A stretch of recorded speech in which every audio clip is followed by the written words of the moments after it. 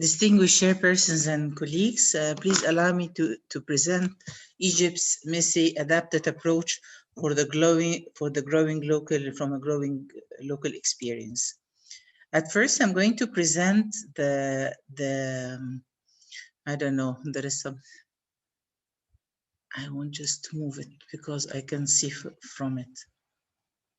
These are the COVID waves in Egypt.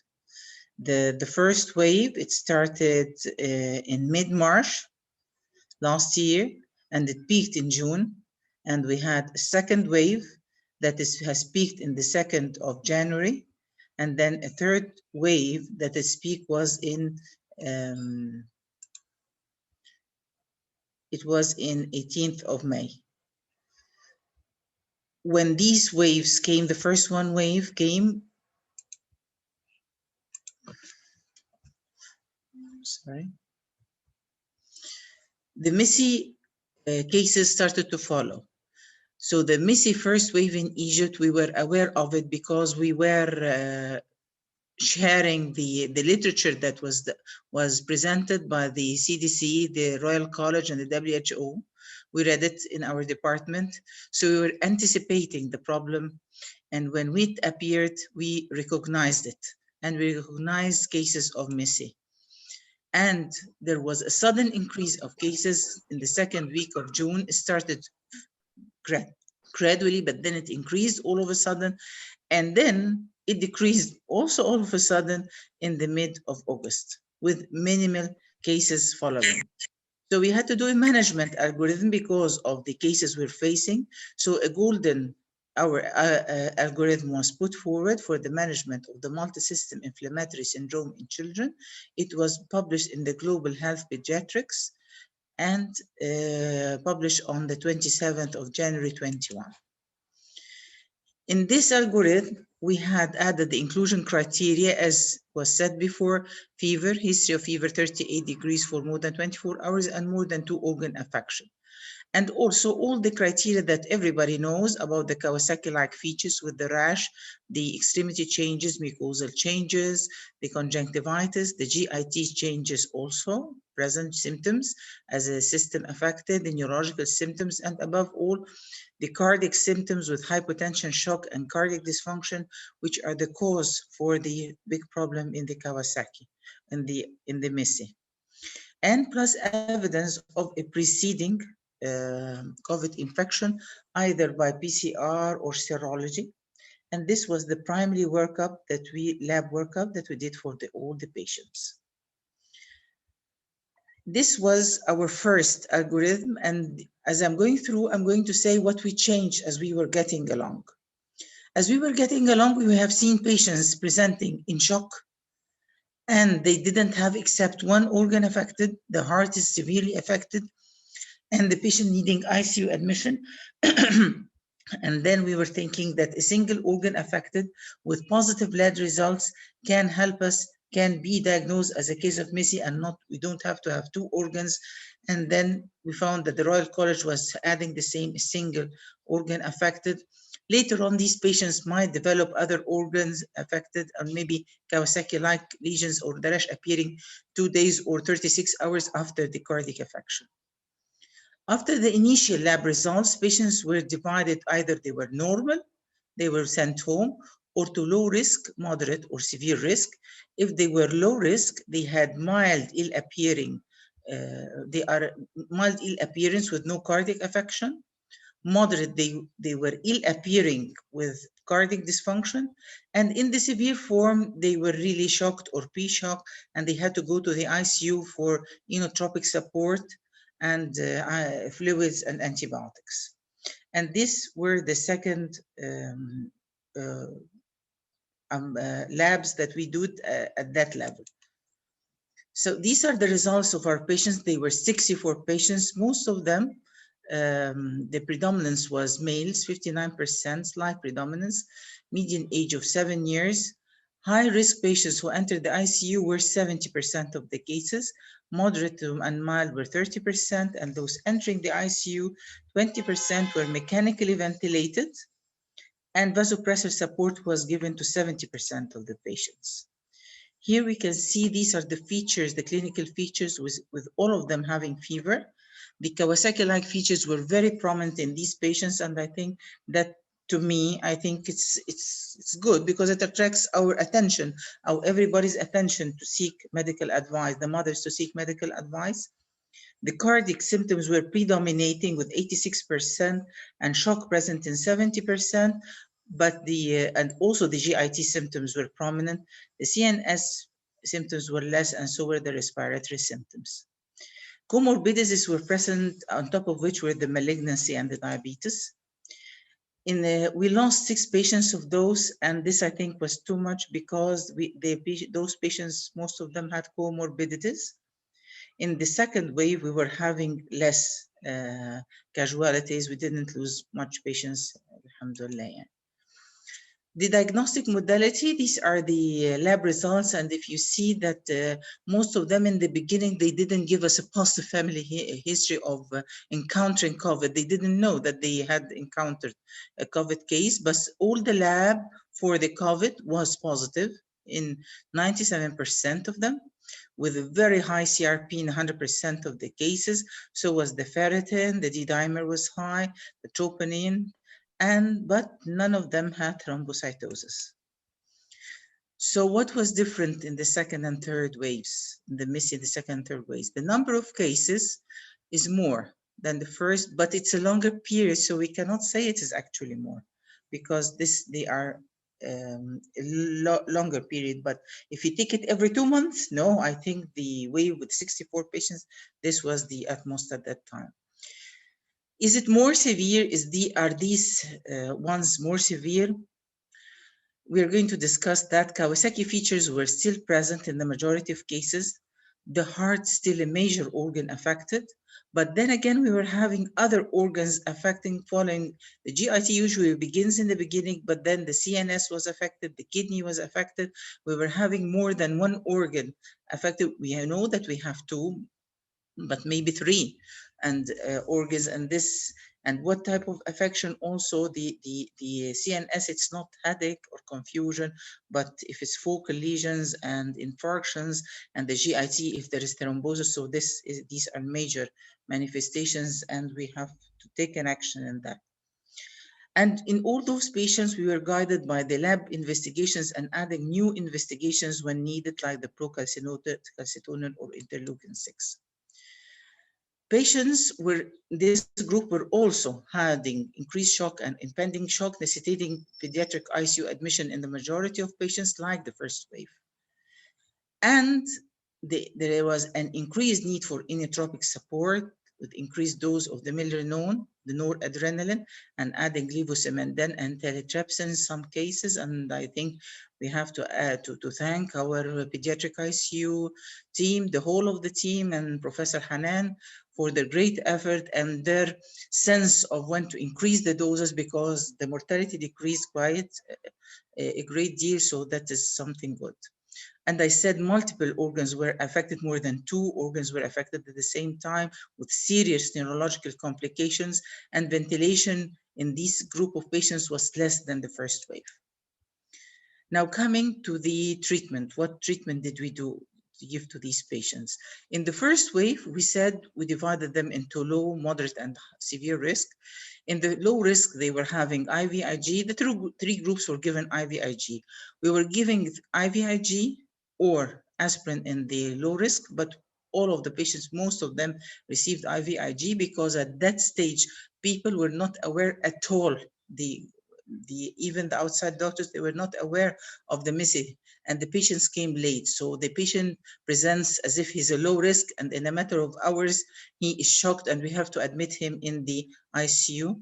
And we noticed that if we give the IVIG early, we save the patients such complications. So they are given IVIG early.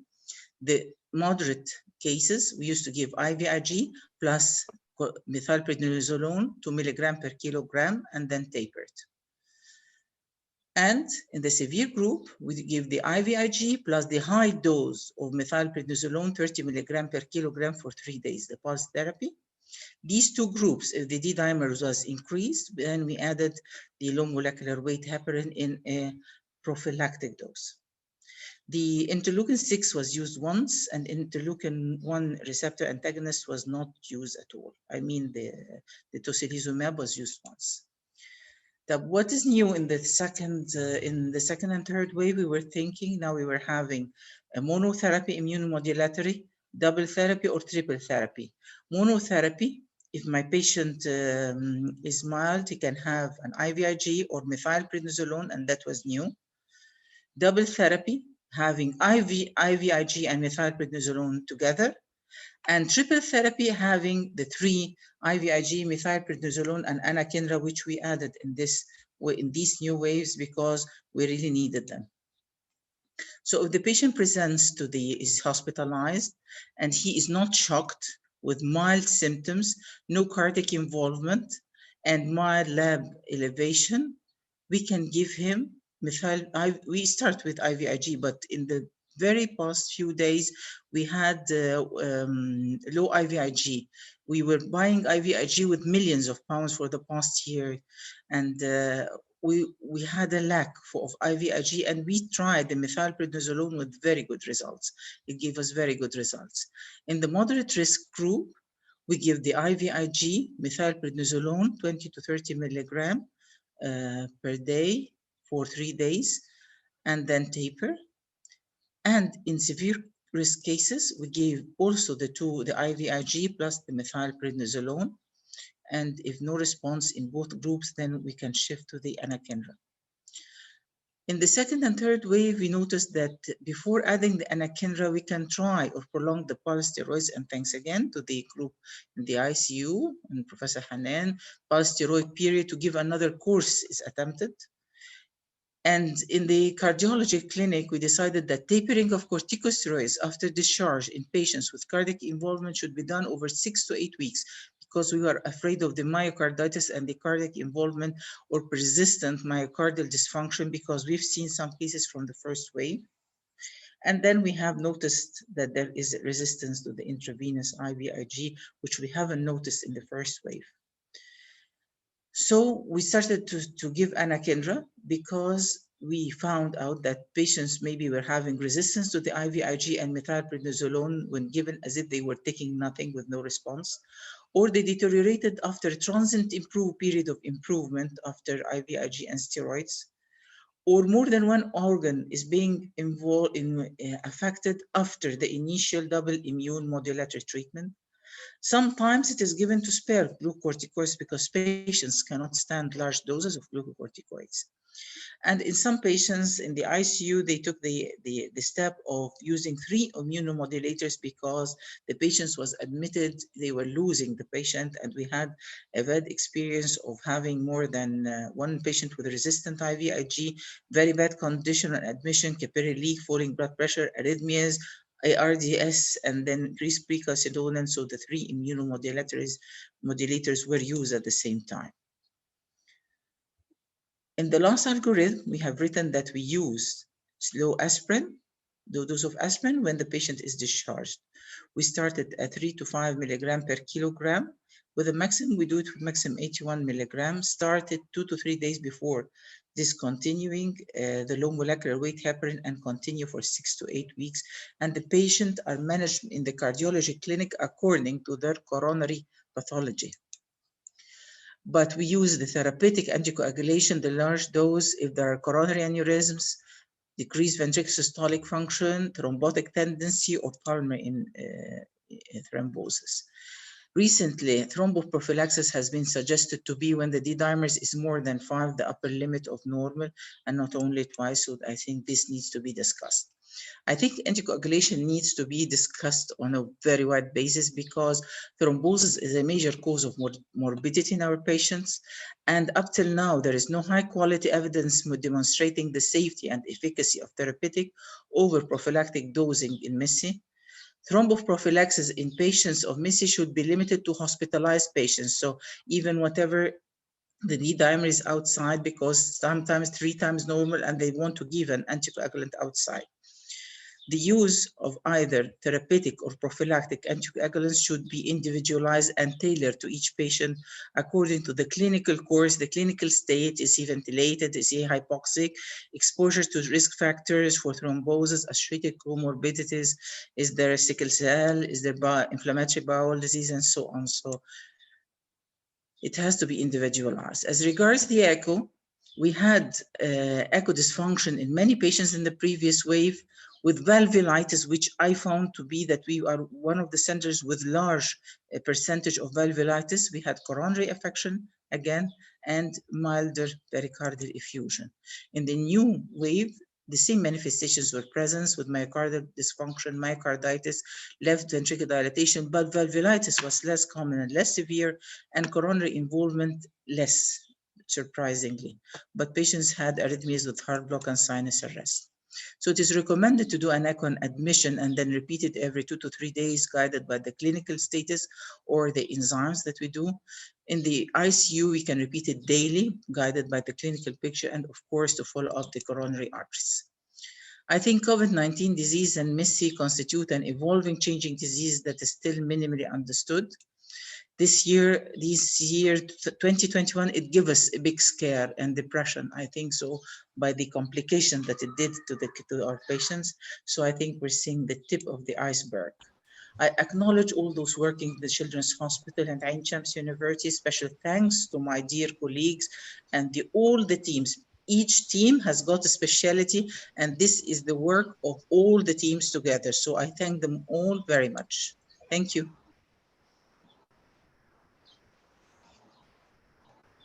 Very well. Thank you very much, Dr. Kotby. With all due respects to all titles, academic titles, thank you very much to everyone. We do have questions. I will leave it now to the moderators to go on. Okay. I got one question to Dr. Fatouri. Had any of your patients received steroids alone as a treatment? And if yes, what was the outcome for those patients who received just steroids for KD?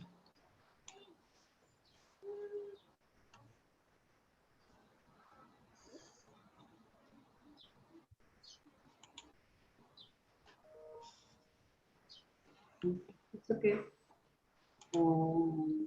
If I understand the question, those who received only corticotherapy? Yeah, those patients, if any patients who received just steroids alone. If yes, what was the outcome for those patients who received steroid alone as a treatment of KD? Not alone, no one.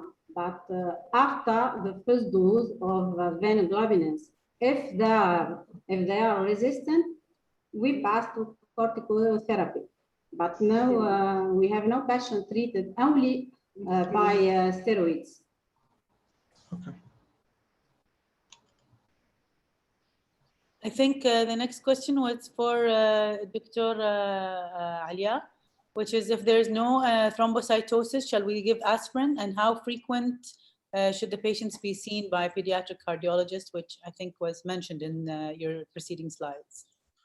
Yes, when we give aspirin anyway, when the patient is discharged, they have a high D-dimer, even though there is no thrombocytosis, because it is not like Kawasaki. They don't, what we've seen, there are a few patients with thrombocytosis, we've seen them later on, but in the first wave, we didn't. These are, but we give salicylates, and then the follow-up of the salicylates or adding anticoagulants is based on the coronary pathology. So the pediatric cardiologist is the one who follows that and adds it. Absolutely, thank you, Dr. And what about any clinical or lab findings which will go against MIS-C, in your opinion? Against MIS-C? Maybe they mean to rule it out, I guess. Well, I must say, we in the last two waves, in the first wave, we have learned the trend in the investigations that made us very sure of what we were going through and how we were facing, what we were facing.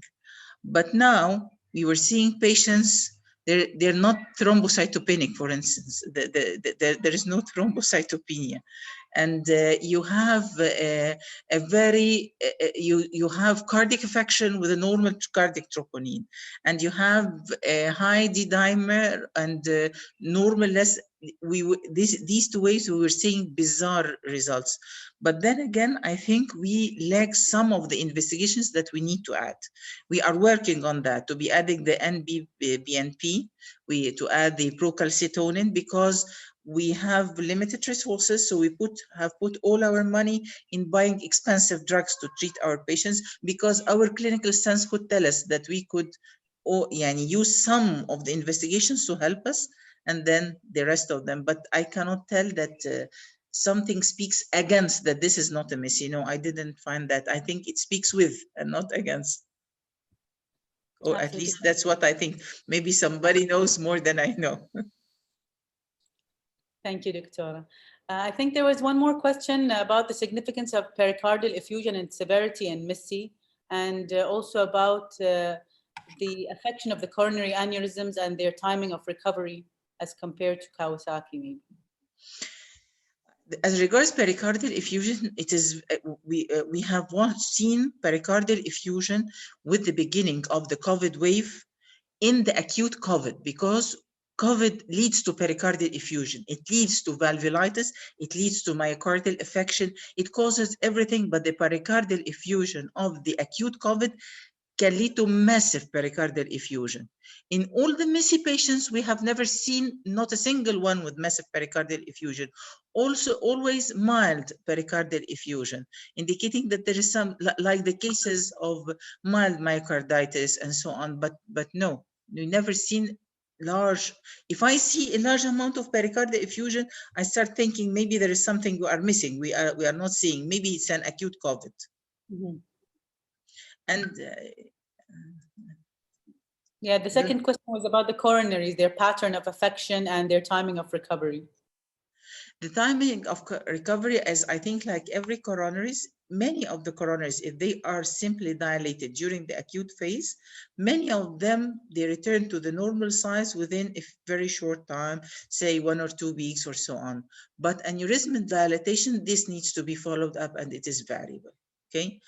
I think the very large aneurysms that we have seen with Kawasaki remain, I think Kawasaki remains to be having the upper hand in that. I think we have seen huge aneurysms. But then again, there was another case that we've seen with a very huge aneurysm, and it was a MIS-C case. So I don't think it's a hard and fast rule. There are exceptions to rules. Right. There's a question here about the value of D dimer if it's fluctuating, and what will be that? And they had seen that in some cases the D dimer will come down after treatment, but will go up a few months, 10 times what it was before. What is your experience with that, Doctor? 10 times than what it was? This is what the comment says. Yeah, they said the value of D dimer was fluctuating. They had seen cases with the D dimer down after treatment, but later up again in months 10 times.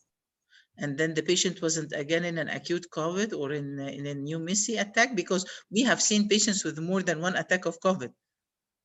That might be the case in this situation. Yes. Actually. But I'm not sure because we don't have more information about it. And the other thing I'm speaking from our experience, we haven't been doing D dimer for the normal population in every disease. Right. So maybe somebody, Dr. Ashraf, Dr. Naguib, they have experience of the D dimer in normal patients or with other infections, because we started using it with the MIS-C and the COVID, but we are not really aware what is its level with other diseases. If I may, I think the D dimer started with the acute pneumonitis with COVID-19 and acute thrombi in the lungs, in the brain, in everywhere. And it was an extrapolation to the COVID-19 MIS-C population. So we very rarely see pneumonia, acute viral and inflammatory pneumonia in our kids with MIS-C, which is post-infection or post-contagion. And this is different disease from the acute COVID-19 pneumonitis. Yeah. If I may I ask a question? About the follow-up for the patients after discharge, do you consider them like Kawasaki and the following for the coronaries and how long to keep them on aspirin, how frequently to see them? You treat them as Kawasaki's or you have a different approach in the outpatient? Actually, our experience is that with Kawasaki. And I think that Kawasaki was nice enough to us that it helped us in the first steps in dealing with Messi, because we gave the IVIG because we knew of the Kawasaki. We used to aspirin because it reminded us of the Kawasaki. So yes, in a coronary aneurysm is an aneurysm, so it is treated as the same with the same guidelines. Thank you for your guidance, both of you. It was a very nice lecture from both of you to hear